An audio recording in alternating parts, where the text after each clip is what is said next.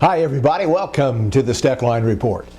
Well, according to statistics from USDA and other people as well, agriculture is the nation's most dangerous industry, particularly for children. And the Department of Labor, because of that, has issued a set of proposed regulations regarding children working on farms that has a lot of people uptight right now. In fact, I've gotten several calls on it myself, and quite a few farmers are worried about this issue. Teens between 15 and 17 who work agricultural jobs, they say, are 4.5 times more likely than their peers to suffer a fatal accident and more likely to suffer a life-altering injury. The proposed rules that are out there from the Labor Department would raise the minimum age of employment to 16 on farms, 18 for facilities that handle raw commodities like grain elevators, and the rules prohibit teens from using electronic devices like cell phones while they're working. Looks like there's over 7,000 comments already received on this issue. A lot of controversy, especially coming from people who have children who want to work on their own farm. Now, this particular law supposedly exempts them. However, the law has a family farm exemption that just is a little bit dark in some parts of it, and people are questioning what they really mean.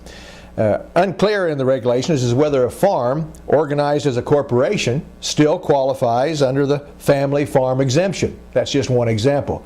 There are several others. If you're interested, talk to your congressman or senator, see what's going on, because this bill will affect a whole lot of people in agriculture. Hey, USDA is moving to lower insurance premiums for corn and soybean producers. Some pretty good news. They said that they'll update the methodology that they used to set crop insurance premiums, leading to lower insurance premium rates for corn and soybeans in the 2012 crop year. How much lower? Looks like about 7% for corn farmers, 9% for soybean farmers. Well, a trip to the grocery store is going to cost a little bit more in 2012, according to research and a new report by the USDA.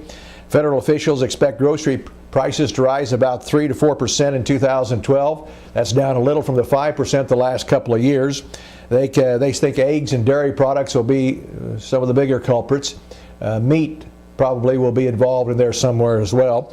But I got to tell you, when we look at prices, folks, I'm a little bit nervous about farm prices in 2012. I'm not liking what I'm seeing. If you paid any attention to the latest USDA report, it showed, for example, on grain, corn carryover at 848 million compared to the trade guess of 838. Soybeans, 230 million bushels left over after we use everything and sell everything we can. 213 was the average trade guess. We were up on every category. The world is up on every category as well in production. Soybeans, wheat, all across the world. We've got a lot more production this year than last year. And so I don't like the supply side of our ledger to think that we'll have $7 or $8 corn or $8 wheat. I think those days are history. I hope I'm wrong. And I could be wrong very easily.